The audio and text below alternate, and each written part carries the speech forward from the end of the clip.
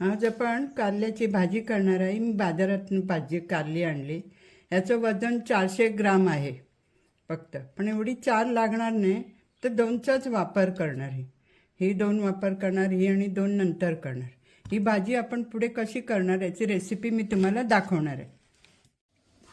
ते कारल्याच्या दोन कारली अशी या प्रकारची कापायची. अशी जरा बारीक कापली ना का ती बरी होते आणि शिजते पण लवकर. पाणी घालायची गरज पडत नाही. असे तुकडे झाले पाहिजे असे बारीक. एक कांदा, तुमच्याप्रमाणे कांदा घालू शकता. हे 2 टोमॅटो, हे डबल आणि 3-4 मिरच्या घातल्या. जरा ही भाजी जराशी तिखट घातली ना जरा कडवटपणा असतो आणि जरा तिखटपणा वाढवलं का जरा बरं लागतं. आणि हे थोडे भाजलेले तीळ आहेत. हे थोडे तीळ घालायचे. हे 1 चमचाभर आहे, छोटा 1 चमचाभर आहे. थोडं तेल घालायचं, जास्त नाही तेल घालायचं. थोडं तेल घालायचं, 2-3 चमचे बस होतात. तेल चांगलं तापवायचं, असं फिरवून घ्यायची. कढई कोरडी असते ना, मग भाजी चिटकत नाही त्याला. थोडीशी मोहरी घालायची. प्रत्येकजण खूप जण हिंग वगैरे वापरतात, पण हिंग मला चालत नाही, मी हिंग वापरत नाही. आपण वापरू शकता. मोहरी घातली का कढीपत्ता घालायचा. थोडा कढीपत्ता घाला.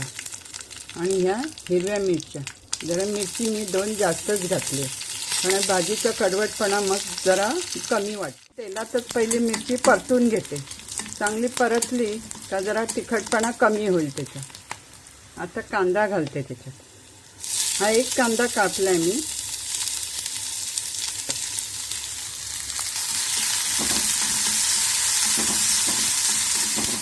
कांदा जरा शिजण्यासाठी याच्यावर झाकण ठेवायचं. 1 मिनिटासाठी झाकून ठेवायचं. कांदा जरा नरम होईल. आता उघडून बघू.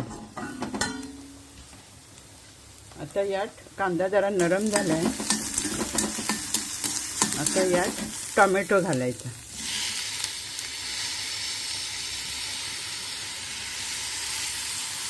टोमॅटो जास्त शिजवायचा नाही. टोमॅटो घातलं का लगेचच भाजी घालायची. काही जण कारल्याची भाजी करण्या अगोदर कारल्याचा रस काढून टाकतात किंवा भाजीत गूळ तरी घालतात. मी तसे दोन्ही केले नाही.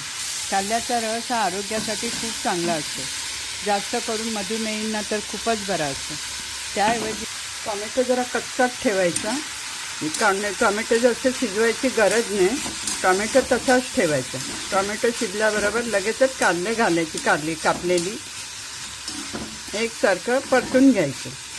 आवडीप्रमाणे आपल्याला जसं चालतं तसं मीठ घालायचं. कोणी कमी घालतं, जास्त घालतं. त्याला हळद पावडर घालायची. थोडी हळद पावडर घालायची. सारखं ढवळून घ्यायचं. वरती खाली करायचं. ही भाजीला पाणी घालायचं गरज पडत नाही. ह्याला स्वतःचंच पाणी येतं. म्हणजे भाजीला पाणी स्वतःचंच एकदम बारीक चिरल्यामुळे पाणी आपोआप जास्त वाढू शकतं त्याचं.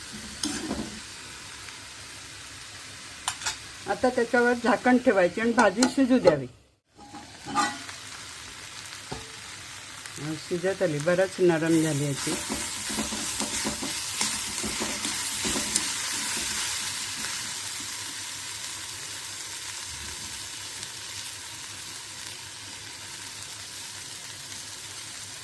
शिजली, नरम झाली.